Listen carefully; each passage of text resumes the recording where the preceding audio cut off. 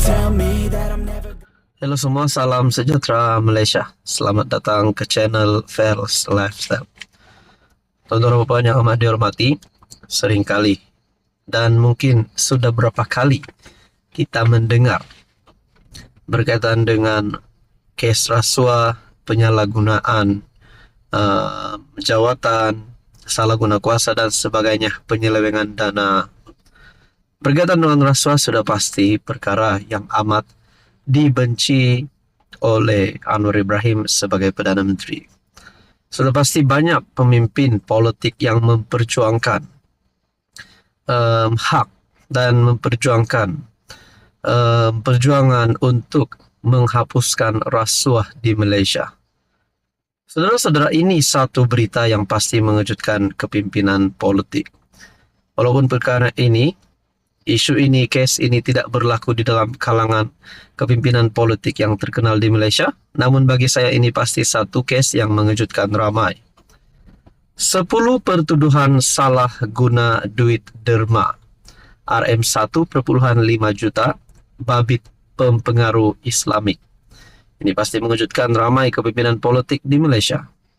Perkongsian daripada Harapan Daily bertarik 23 September.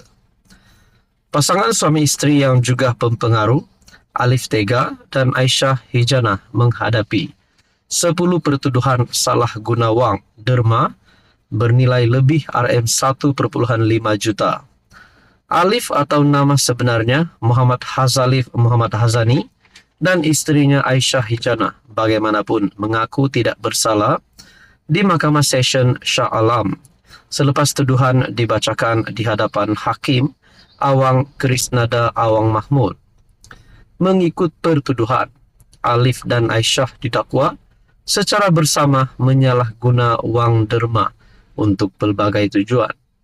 Kesalahan itu membabitkan 10 program sedekah, yaitu pek makanan, kurma, korban, Al-Quran, dan set pakaian untuk orang miskin di Makkah serta Madinah, termasuk anak yatim, mangsa banjir di Pantai Timur. Kesalahan-kesalahan itu dilakukan di 2 lokasi berbeza antara Mei 2011 hingga Julai 2024. Pertuduhan dibuat mengikut Seksyen 403 Kanun Keseksaan, dibaca bersama Seksyen 34 Kanun Sama, yang membawa hukuman penjara antara 6 bulan hingga 5 tahun, sebatan dan denda jika sabit kesalahan. Mahkamah kemudiannya membenarkan kedua-dua tertuduh dibebaskan dengan ikat jamin RM50,000 setiap seorang, dengan seorang penjamin, dengan syarat serahan pasport dan lapor diri di pejabat SPRM terdekat sebulan sekali. Mahkamah turut menetapkan 27 November depan untuk sebutan semula kes. Pada Jumaat lalu, Alif mengaku tidak bersalah di Mahkamah Session KL atas 2 pertuduhan salah guna harta bagi program infak iftar di Mekah, Syria dan Palestin serta korban berjumlah RM63,000 lebih pada 4 April dan Jun lalu. Pada 11 Julai, pasangan itu ditahan reman 7 hari bagi membantu siasatan kes salah guna kuasa selepas keluar di media sosial mengenai seorang pempengaruh yang dikatakan mengambil komisen daripada kutipan derma dengan peratusan yang tinggi. Teman-teman, bagi saya ini pasti satu kejutan bagi kepimpinan politik di Malaysia. Halo semua, salam sejahtera Malaysia. Selamat datang ke channel Fels Lifestyle. Saudara-saudara, tuan-tuan dan puan, sekali lagi kita digemparkan dengan satu isu dan sekali lagi melibatkan nama Presiden PAS Tan Sri Abdul Hadi Awang yang juga timbalan pengerusi Perikatan Nasional. Kali ini adalah berkaitan dengan gambar Hadi Awang yang dipaparkan di dalam slide khutbah Jumaat, dan ini telah mencetuskan banyak persoalan dan mencetuskan kontroversi. Satu perkongsian daripada Malaysia Kini bertarik 23 September dengan paparan poster keamanan dan kemajuan negara hendaklah dipertahankan dan memerlukan pemimpin yang adil dan jujur, masyarakat yang harmoni, rakyat yang berdisiplin dan berbudi mulia. Dan di dalam gambar ini yang saya paparkan di sini, terdapat gambar Hadi Awang dan juga terdapat beberapa gambar atlet. Gambar Hadi di slide khutbah Jumaat cetuskan kontroversi. Khutbah Jumaat di semua surau dan masjid di Melaka pada 20 September mencetuskan kontroversi apabila slide yang dikendalikan oleh Jabatan Agama Islam Melaka, JAIM, memaparkan wajah ahli politik pembangkang.